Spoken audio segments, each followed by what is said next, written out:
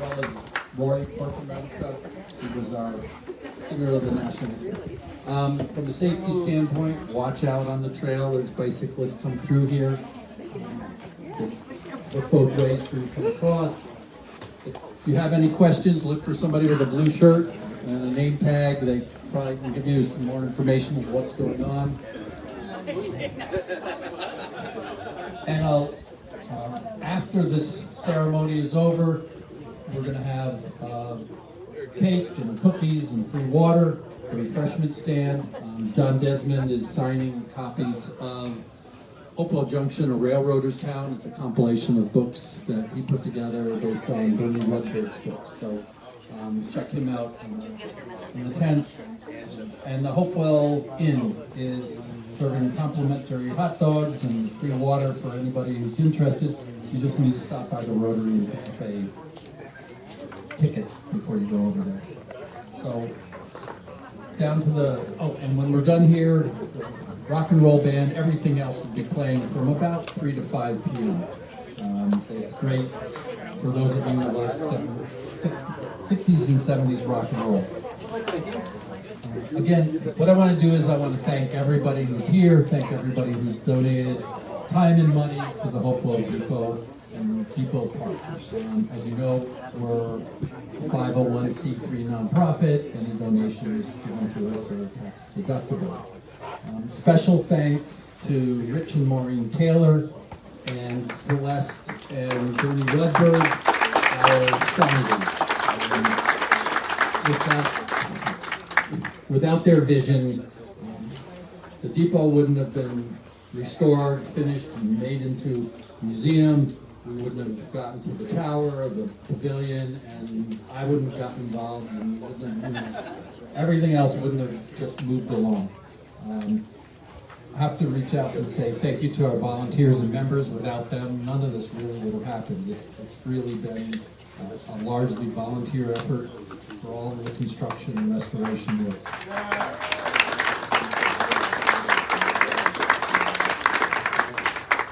Volunteers are our biggest challenge, so this is the sales pitch. If you're interested at all, it's a good group. We can use volunteers. We're doing a lot of work on the Caboose, and anyone who would like to volunteer, we can find skills. If you're interested in giving back to the community, we can use you inside the museum as well. We need tour guides and and no, you really don't need any experience. You'll learn quite a bit by following our existing tour guides, and it's a lot of fun. We get to meet a lot of people with the new rail trail. We've got people coming in from all over the world, so it's a good time. Thanks to our board of trustees. They work hard to make this happen, come together.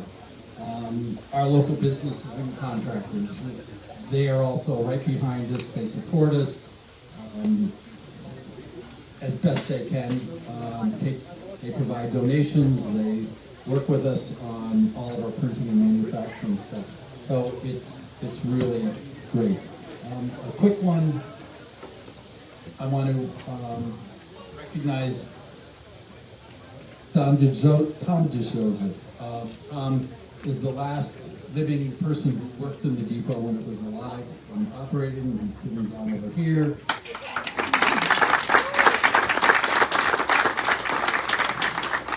And sitting next to him is railroad historian, buff, and longtime railroad enthusiast, as well as worker Jack Schwamberg.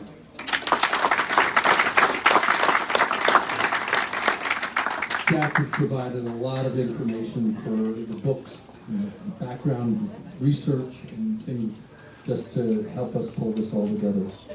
And then last, town, county, state, national officials, and their staff. The town has been a longtime supporter of us and helped us through things. And their staff with lawn mowing and work around the facility. You can see we've cleared out a lot of space over here, as well as grants and donations. The county had the vision to agree to let us complete the depot and build the trail, build the rest of the buildings, lease us the property, and all the way up through. So it's really been a partnership. The term that's been used, and I'm not sure who coined it, it might have been Mike O'Brien, a gift from the community to the community. And that's really what it is. You give here, we're giving back. So thank you all. Next on the agenda is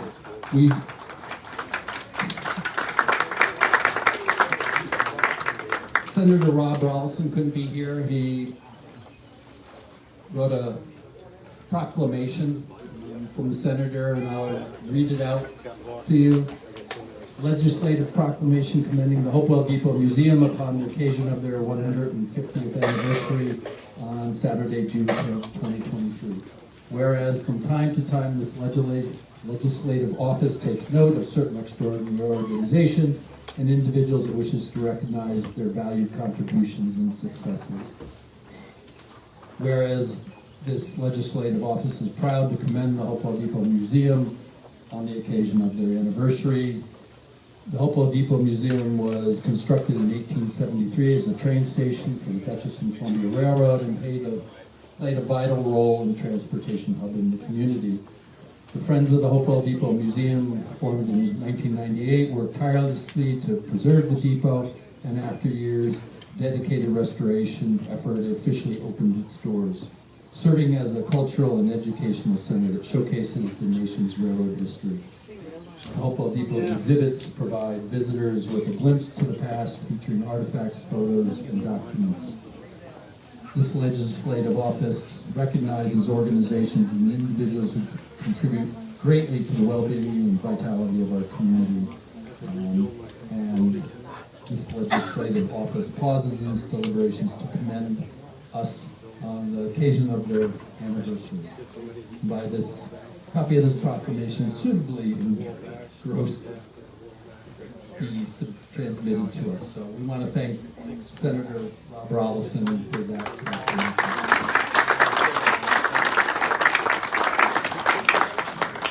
What I'd like to do next is introduce our town supervisor, Nicholas D'Alessandro, and he'll say a few words.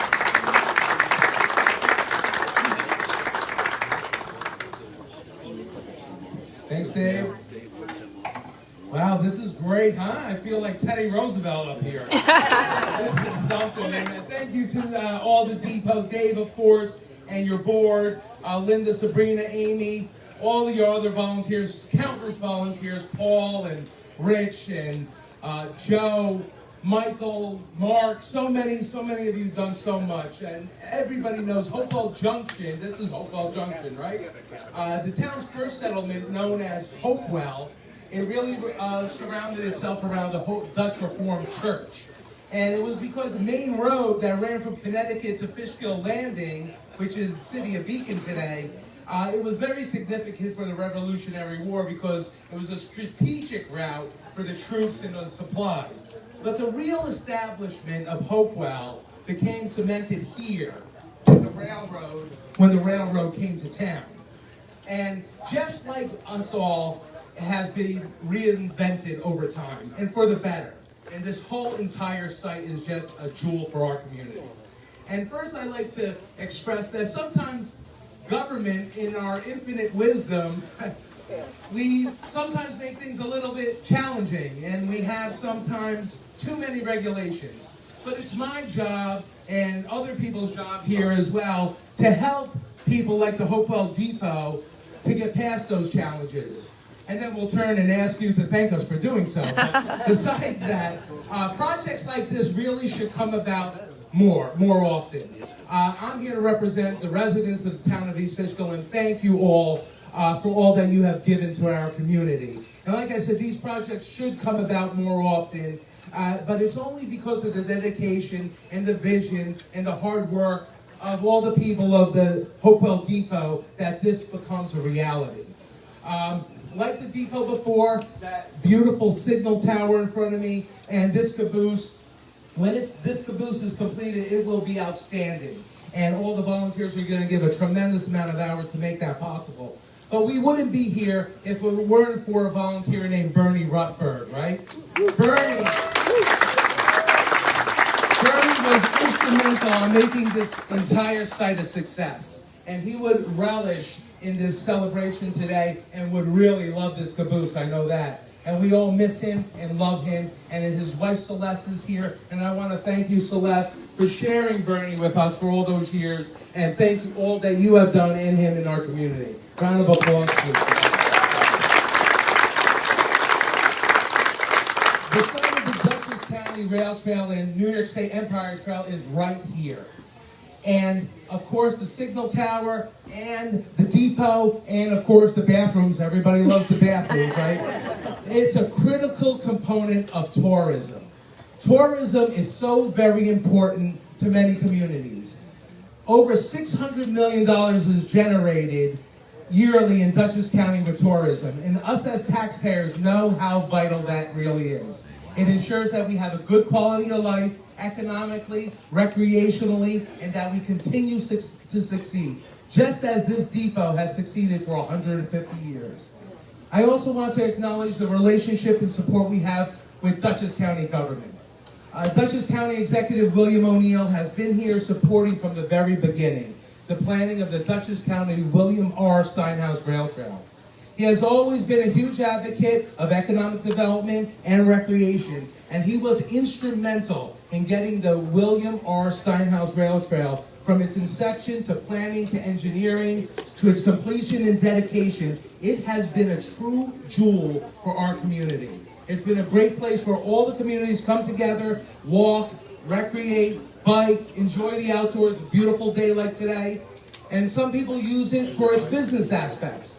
Many people have businesses right along the rail trail. In fact, many businesses have moved to Dutchess County because of the rail trail, just as businesses moved here 150 years ago because of this railroad. Everybody knows the story of East Fishkill is very much of a railroad community, moving people and goods. With these rail trails here and all the amenities that we have, including this new caboose, we will have the opportunity to continue to provide for the countless visitors and residents alike a great opportunity to enjoy more, recreate more. Right here at the site where Hopewell Junction was really born and put East Fishkill on the map. And just as this signal tower right in front of me used to signal the direction on which the trains would move, it now signals the direction in which the town of East Fishkill is moving. And that is moving forward in the right direction for a greater quality of life. All the things that the railroad brought to us 150 years ago. But it's all because of you and your hard work and dedication, and I thank you and I love you for it. So thank you. Have a wonderful day.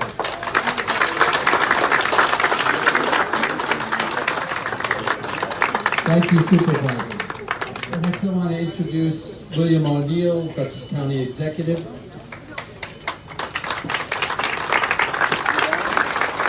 Thank you, Dave. You know, when I was sitting there listening to Nick, and by the way, he's a great supervisor. We love him. Another round of applause for Nick. So when I was waiting for, walk softly and carry a big sack. It would have been perfect, you could have said it, we would have known. But it is indeed a pleasure to be here today to celebrate the, see if I can say this right, sesquicentennial, or for those of us that are, verbally challenged, the 150th anniversary of the Hopewell Depot. And we are glad to be here. There's a couple people here today. Steve Caswell, your county legislator, is here. Good friend, and we love our legislature. We're doing great things at the county. And I also wanted to point out Sue O'Neill, who is here. Sue is the Parks Director, and the reason this trail looks so good all the time is because she and her people. Thank you, Sue.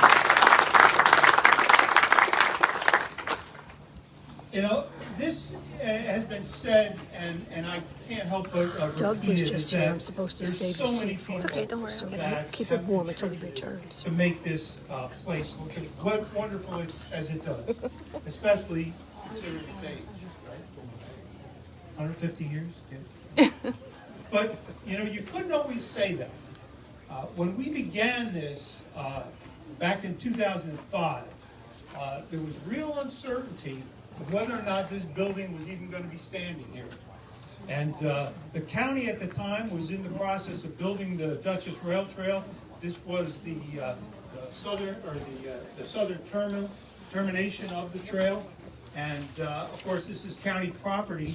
And there wasn't much progress going on with the depot, and it was in disrepair. And I was working for former county executive Bill Steinhaus at the time, and Bill made it very clear that if the building didn't get repaired, it was going to get demolished. And as we were doing the trail, there was a whole lot of back and forth.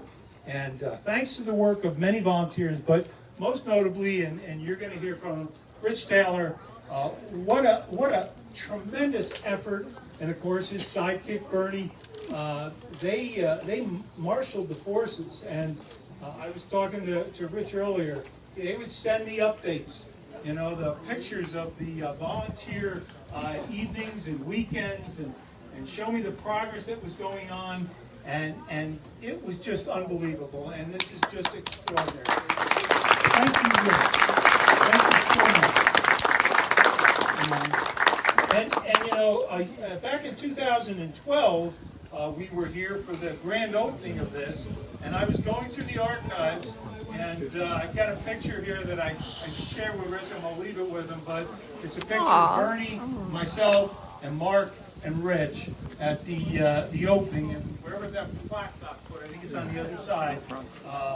That was the day we put that in, and we opened this, and it has been wonderful. And Celeste, we really do miss Bernie. I loved his enthusiastic emails where he would detail all the progress and everything that was going on, and I learned more about railroads from all of the information that he would send to us. And I am so sure that he would be so proud of what is going on here today. And as Nick said, he would love this caboose.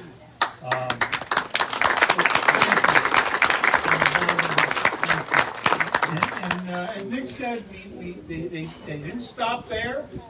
We got the depot in and a museum, the signal station, and the bathrooms in the signal station, which I'm not going to go through, but if you catch me, you know, there's a great story about how those bathrooms actually got here.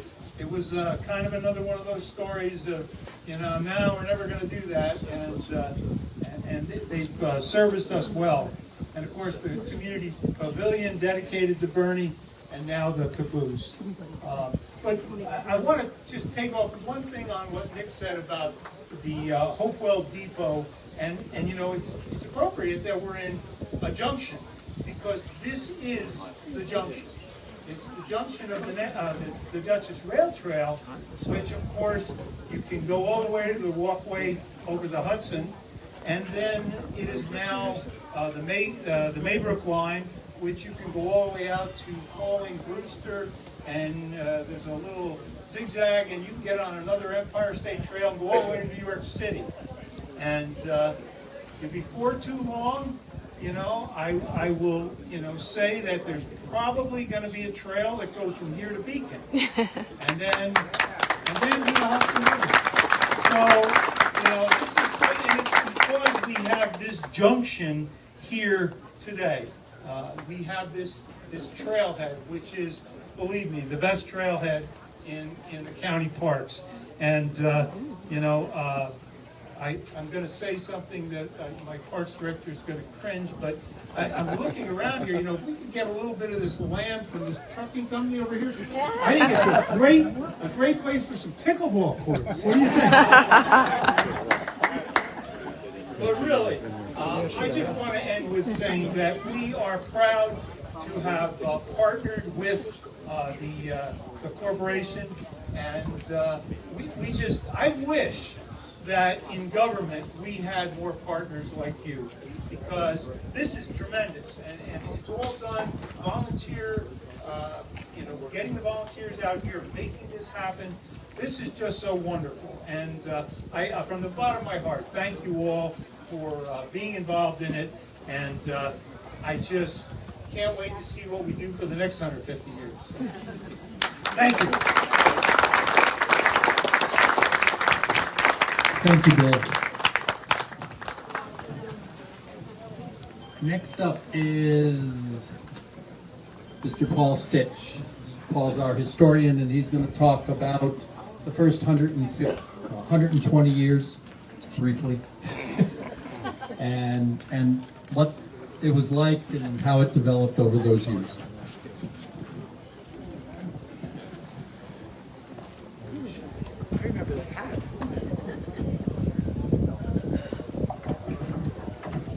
It won't take 120 years, I'm telling you that. I'd just like to recognize one person that doesn't get enough recognition, and that's our president, Dave Furman.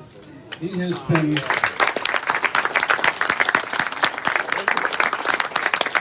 been working on this milestone celebration for the last 6 months, non-stop.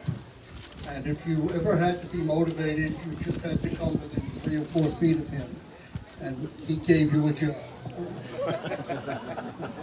Okay, today we're celebrating the birthday of this building, okay?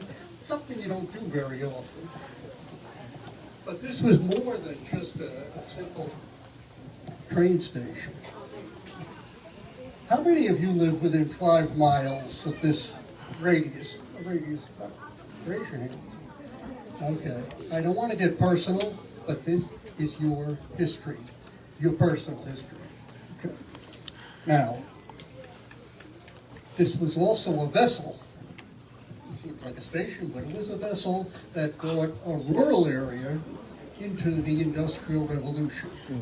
Right? This is 1873, but we have to go back a couple of years, about 7 years, to the formation of the first railroad that came through here, right? And that was the Dutchess and Columbia Railroad. Okay? Now, the Industrial Revolution is going into high gear. So a group of investors got together and they saw a need. The need was coal. Now, most of you have some remembrance of coal, all right? But in the Industrial Revolution, coal was like oil. It meant everything. It powered everything. And it powered the factories. Right? There was no trouble getting coal from Pennsylvania to Newburgh. They just ran the lines, railroad lines, right straight to Newburgh. And then they loaded the coal on steamboats and sent it down to New York City. Connecticut, Rhode Island were not getting the coal. And that is how this building was born. A group of investors decide, and wait till you hear the scheme, decide that they are going to float the coal cars across the Hudson River to a little slip of land south of what is now Beacon, okay? And then reform the trains and send them all the way north through Dutchess County, because those trains, remember the little engine that could? They couldn't. They couldn't get over the hills. So they ran the line 40 miles to the north of here, up towards Pine Plains, blasted a pass through a mountain called Winchell's Mountain, and then the train shot down through the Hudson Valley and over to Canaan, Connecticut. How simple is that? It sounds crazy, but people invested in it. That was the magic of it. And it worked. For the next few years, they were getting coal to Connecticut, and the Connecticut lines were getting it to their factories. All right, so it was working, sort of. What they forgot, all right, is that railroads in those days took an awful lot of people to run, people to maintain the tracks, walking the tracks every day and pounding those spikes back in when they had worked their way out. People to repair the trains and the rolling stock. People to man the stations and communicate with telegraphs, later on telephones. This took hundreds of people in these stations. okay? And they didn't realize it, but they had to pay them wages. So they weren't making a profit.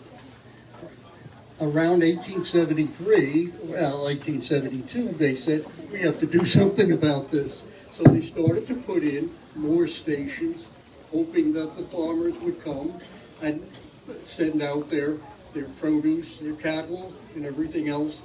And they were hoping, too, that the farmers would buy some of the new machinery that was being invented, not just plows, reapers, but tractors, right? Steam tractors. They were hoping that this would happen, but it didn't, okay?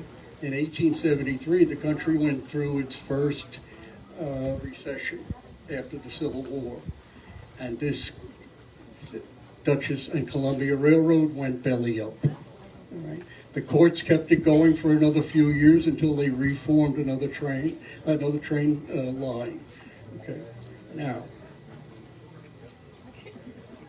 they had to bring in to this area, when they built this station, they decided to come up from the Hudson River, and they decided to put the repair facilities here, and they decided they had a big enough yard to play with all the trains and move them around and reorganize them. And they also had their repair facilities and the maintenance.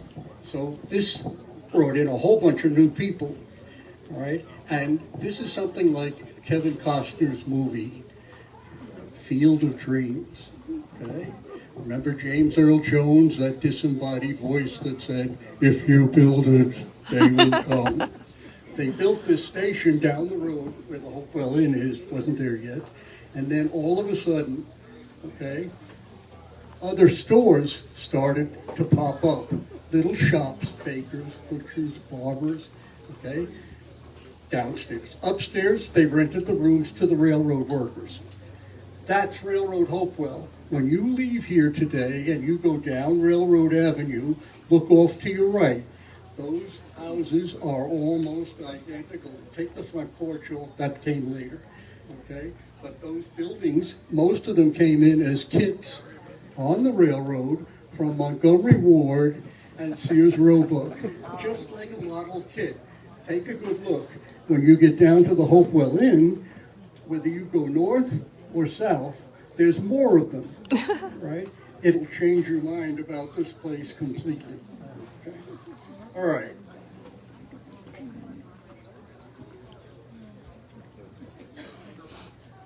Okay. The museum is, I only have 2 minutes and 32 seconds, according to Dave. So, the museum is open. Take a stroll through if you haven't already, okay? Talk to the people. Touch the artifacts, the stoves, the telegraphs, the telephones. It's your history, all right? It's your story. Okay. I'll see you inside. And make a donation.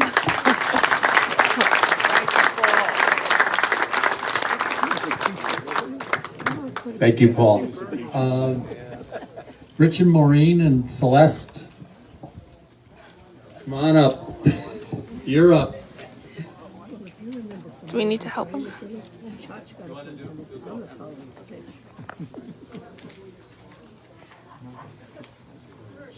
Somebody should go help Rich.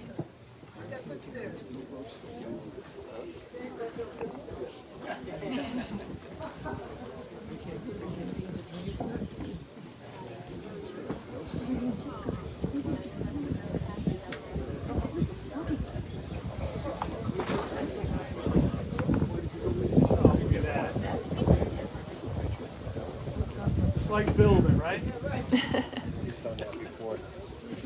I know they tried it. He's been up there twice before to try and. Yeah. Who's that? Rich. That's not his. Celeste, you're not going out? We had him try out this stuff during the week. Just don't let Biden on your steps. Yeah. Yes, can you hear me? Yeah. Absolutely. Okay, I'm Rich Taylor.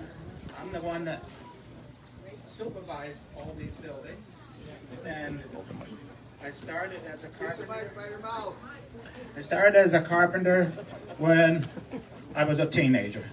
So building things is not a big mystery for me. I'll take you back to where this started. I mean, I've worked with Bill Seppi on the bridge, and he talked about all kinds of railroad items and railroad stuff. And so when I went to have my truck fixed over here, and I'm driving out, I saw this depot, and I knew it was a depot because we've been talking about buildings of that nature, and I couldn't leave it. I went home, got my camera, and took a picture of it, and tried to find people to restore it because it was in very bad condition. Tex Swansburg, I called him and asked him if he knew of something I could do, and he put my article in one of the newspapers. So I got people from that. And so after that, I tried to get people, and I couldn't. I worked with Bill Seppi.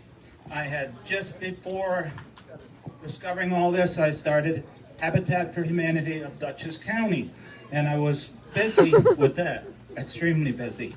So I could not do anything with the depot. So I had meetings over at the library, 2 meetings, and I got 4 men that would say they would restore the depot. They promised me to do that, they would do that.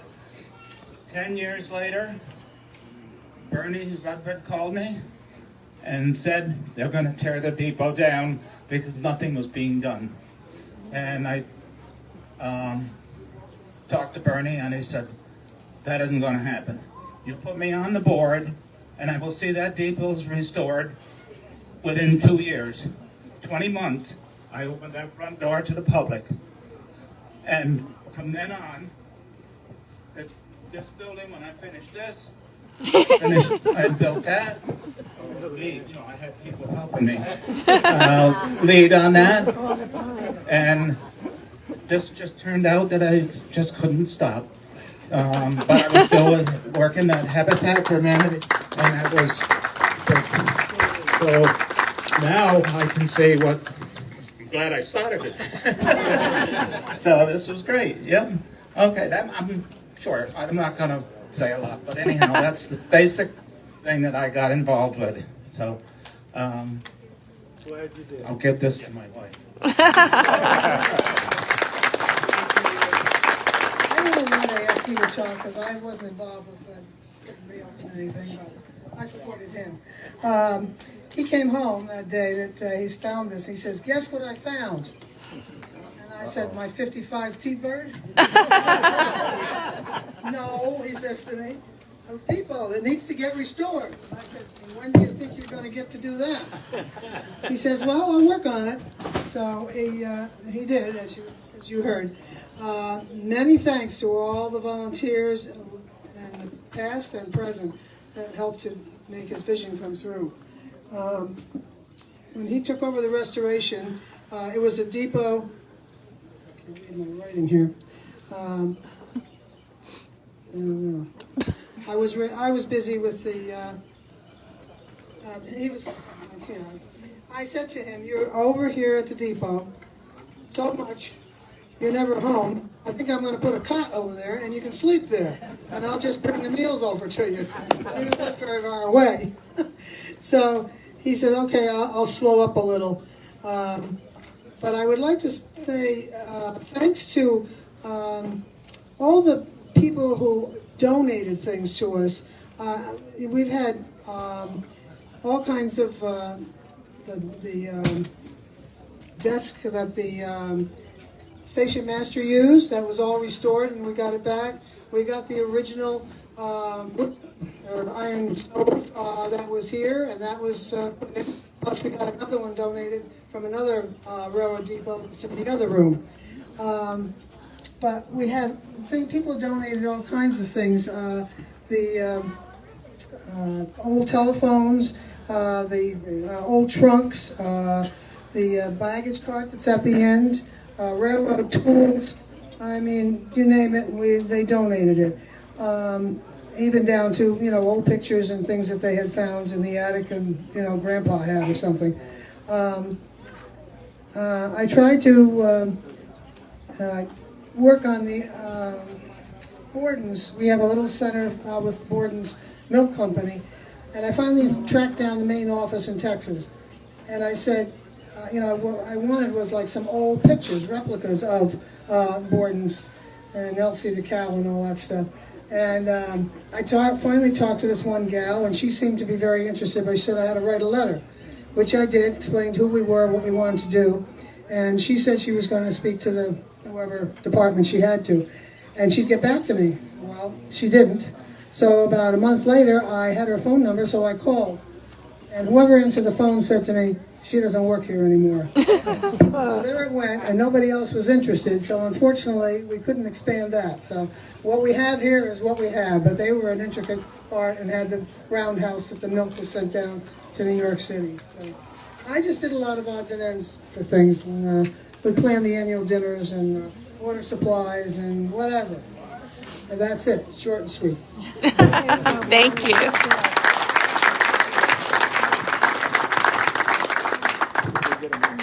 Thank you, Rich and Maureen, and don't let anybody fool you. Maureen was an integral part of this and has been since I got involved. Oh, thank you, ma'am. All right, thank you. Got it? No, I'm okay.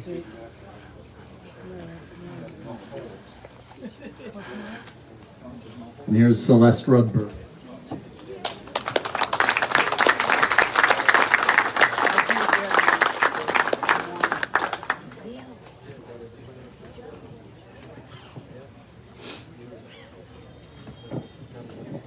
Well, I have to say, they were a hard act to follow. Bernie and I joined the group about 1995 when we saw an article in the newspaper that they were going to establish this group. I'm a big history buff, and he was interested in history too. He was a big railroad buff too. Descent railroad operators. In the beginning, I mean, I was still working, but he was retired, and he just did some work. So he wrote brochures to try to distribute anything to get the word out and so forth. And he, at the same time, he was working on writing what we call the Purple Book, 25 years on the NDNC, which we still have some copies for sale inside the depot. And part of it is blended into John Desmond's book also. So he was working on that at the same time. He would come over here and use the weed whacker on the weeds and help with the putting. Every year we had to put a tarp on the roof because there were holes in the roof from the fire, and every winter they had to be replaced because the weather would take them apart. I can remember on a couple occasions coming over and picking up trash and putting it in a dumpster. Jackie Prusak is no longer with us. She and I came up with the idea of painting interior pictures on the plywood. Okay. On the plywood, I remember painting a candlestick phone in the window and planted some other things because we wanted any kids or anyone going through. There was sort of a trail here.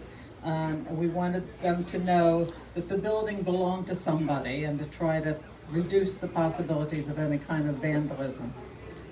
I have to say that Rich is brilliant at working with volunteers. He absolutely is. Anyone who wants to help, he will help them do whatever job he needs done, teach them how to do it. You noticed on the front, if anyone hadn't been here before, both of the doors have the rounded top. The one on your far right facing the building was a squared off top that the railroad had changed because the squared off top kept it warmer in the winter, thus heat escaped. Rich wanted to turn that one into a rounded door, and he had his volunteers do it. I think they used milled trim around it, but they built that door, and you can't tell the difference between that and the original. And that's what he did with volunteers. He also had the brilliant idea of getting this end finished first with paint and so forth, because most of the traffic was on the rail trail, and that's, people could see oh, something's happening there. And I always say, success breeds success. And they'd want to either donate time and help work on it. He also had the idea of having all the windows and the benches that are on the desk paid for and donated by donors. And if you walk around, you can see each of the windows and each of the bench has a plaque on it in memory of or in honor of and so forth. So they paid for all those windows. I'm telling you, he was great. Bernie and Jackie and I also would stand out front particularly on Saturdays when the people were working on the building to greet people on the rail trail and to keep them off the backs of the workers so they wouldn't be asking questions of somebody trying to paint a wall. And we had some interesting people come by on the rail trail. Now remember that the rail trail was not finished all the way down there yet, and it wasn't even finished very much beyond the walkway. We had a couple come in, the most memorable one, and Bernie asked the man, why do you have a GPS on your bike? They had ridden their bikes from Seattle. Now, a lot of the places they were riding on the roads. I mean, coming through Dutchess, you get to a certain point and there's no more rail trail, or you did at that time. Yes, they had ridden their bikes from Seattle. It had taken them 6 weeks to get from Seattle to here. They were on their way to Coney Island to get a hot dog. Now, we have no idea if they got the hot dog, if they rode their bikes back, or just put them on the train and took them back, whatever.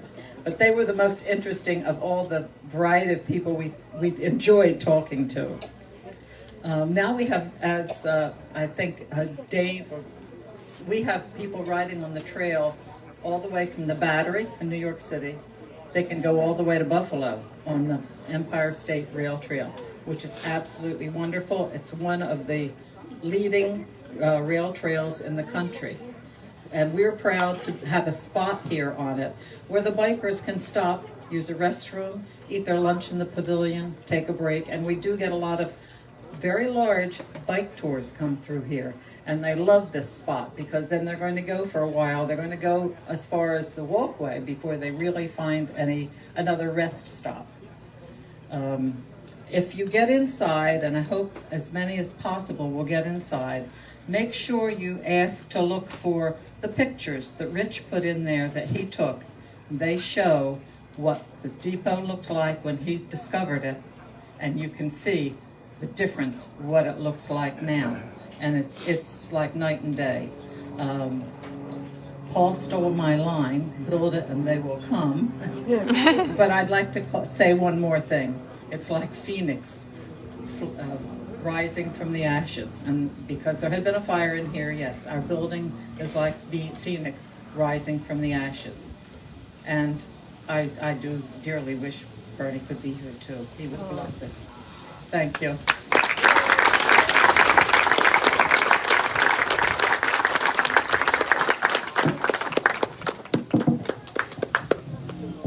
Thank you, Celeste.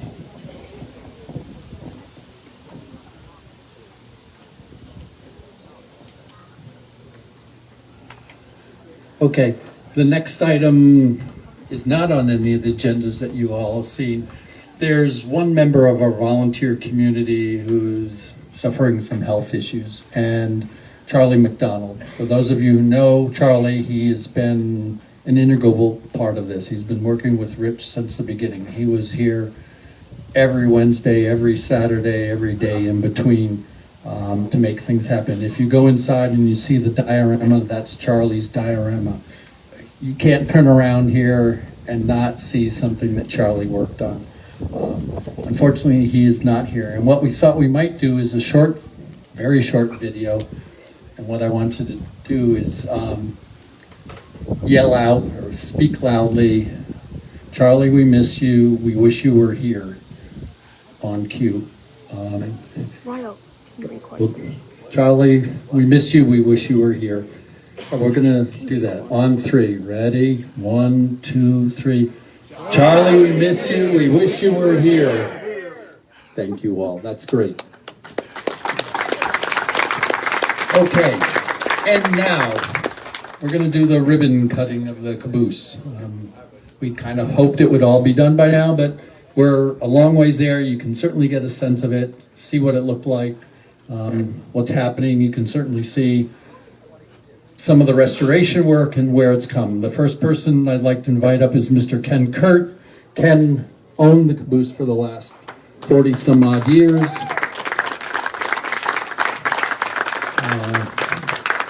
Ken rescued the D&H caboose, a real quick history.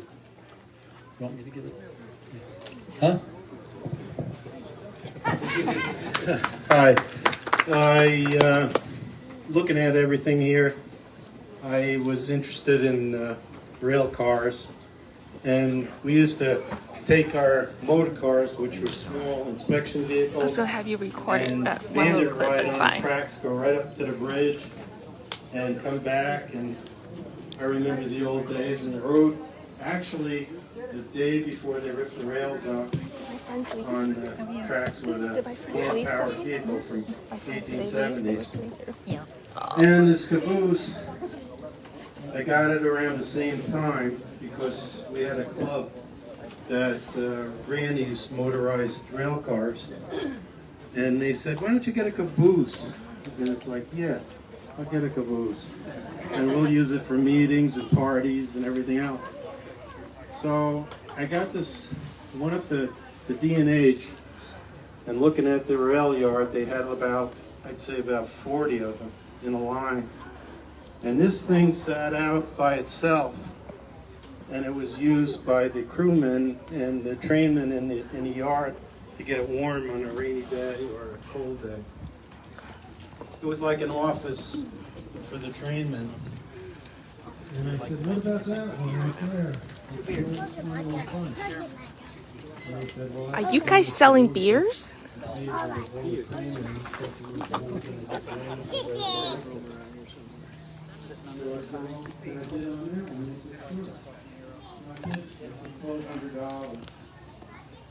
the auction went off, and I got a letter in the mail saying you can come get it.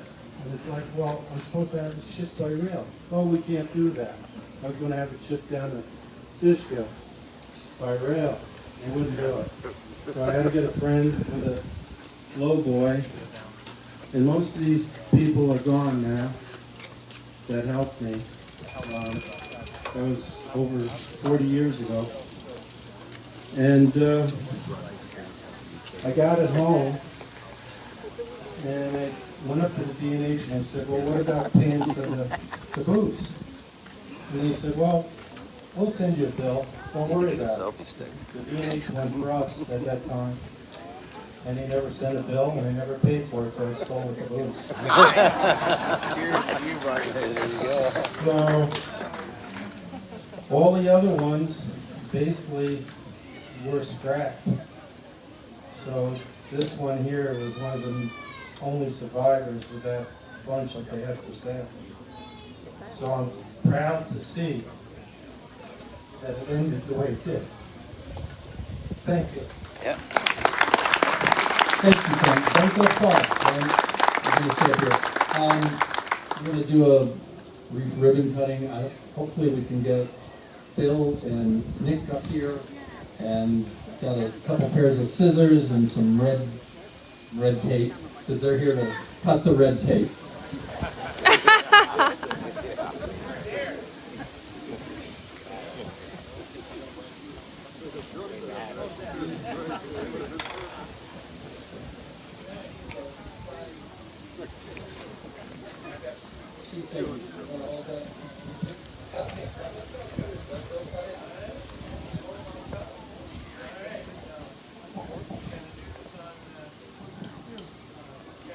Everybody, let's count.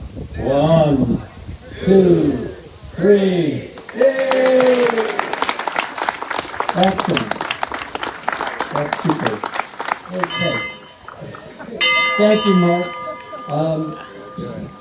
Bill, thank you, Nick. Thank you, Ken.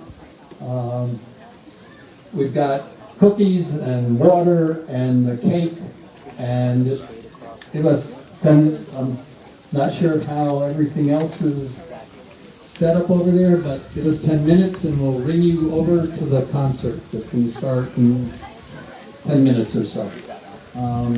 Thanks so much.